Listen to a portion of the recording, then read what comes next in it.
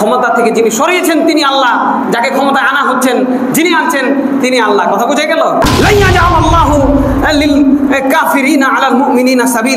আল্লাহ বিরোধী কোন শক্তিকে আল্লাহ মুমিনদের জন্য নির্ধারণ করেন নাই। মুমিনদেরকে পরিচালনা করবে শুধুমাত্র মুমিন ব্যক্তি।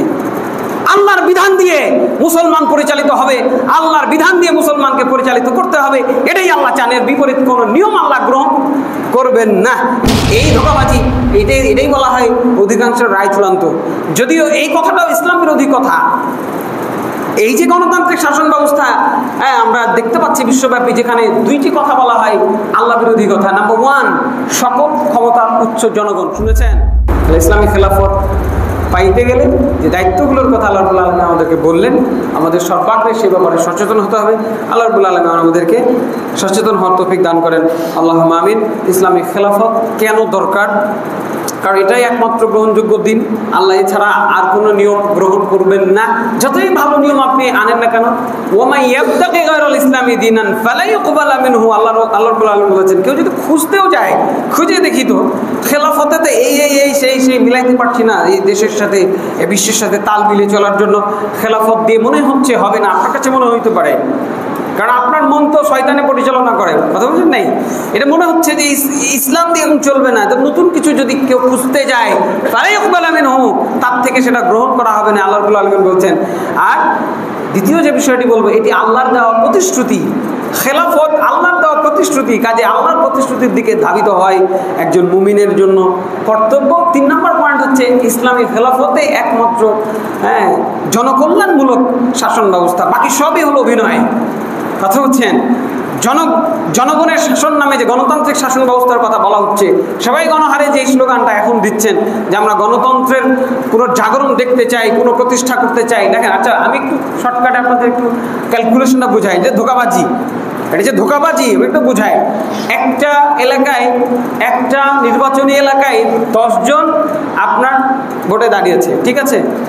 সবাই 10টা করে ভোট পেয়েছে।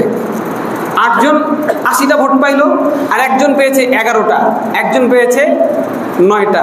100টা ভোটে 11টা যে ভোট পেয়েছে সে কি ক্ষমতায় আসলো না? নেতা হিসেবে তাকে নির্বাচন করা হচ্ছে না?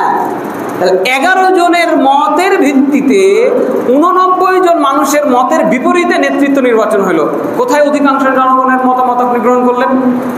এটা ধোঁকাবাজি না?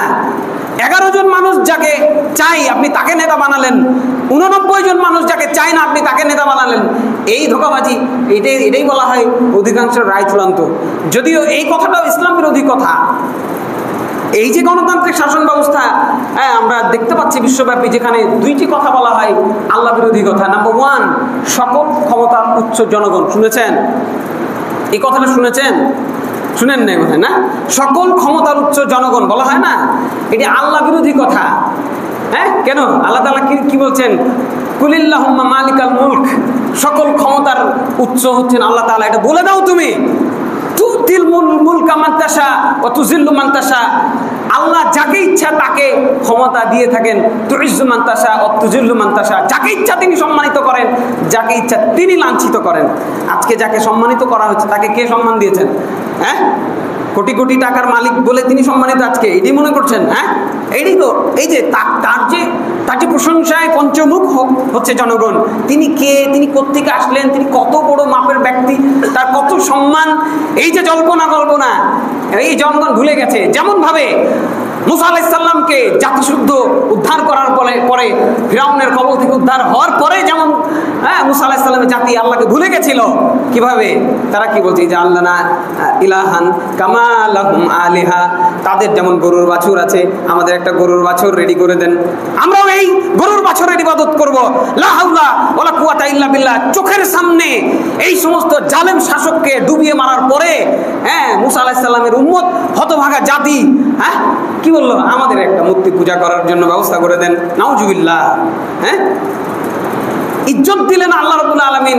সে আল্লাহর প্রশংসা বাদ দিয়ে গান বাদ্য আর বহু অনিসলামিক কার্যকলাপ দিয়ে মানুষের প্রশংসায় পঞ্চমুখ হয়ে সম্মানিত ব্যক্তিকে দিয়ে আপনি শাসন প্রতিষ্ঠা করতে চাচ্ছেন। কোথায় এই শুকরিয়া আপনার কোথায় গেল?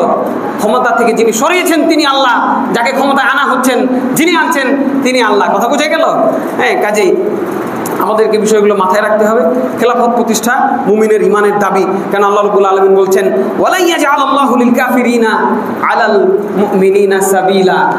জানি ভাই আপনি আমি খেলাফত কায়েম করতে পারবো না, কিন্তু আল্লাহ রাব্বুল আলামিন বলে দিয়েছেন নাছোড়বান্দা শব্দটা আল্লাহর জন্য চলবে না। তবুও বোঝার জন্য বলছি যে নাছোড়বান্দার মতো ভিন্ন কিছু আমি চাই না। লা ইয়াজআলাল্লাহু লিল কাফিরিনা আলাল মুমিনিনা সাবিলা। আল্লাহ বিরোধী কোনো শক্তিকে আল্লাহ মুমিনদের জন্য নির্ধারণ করেন নাই। মুমিনদেরকে পরিচালনা করবে শুধুমাত্র মুমিন ব্যক্তি। আল্লাহর বিধান দিয়ে মুসলমান পরিচালিত হবে, আল্লাহর বিধান দিয়ে মুসলমানকে পরিচালিত করতে হবে, এটাই আল্লাহ চান। এর বিপরীত কোনো নিয়ম আল্লাহ গ্রহণ করবেন না।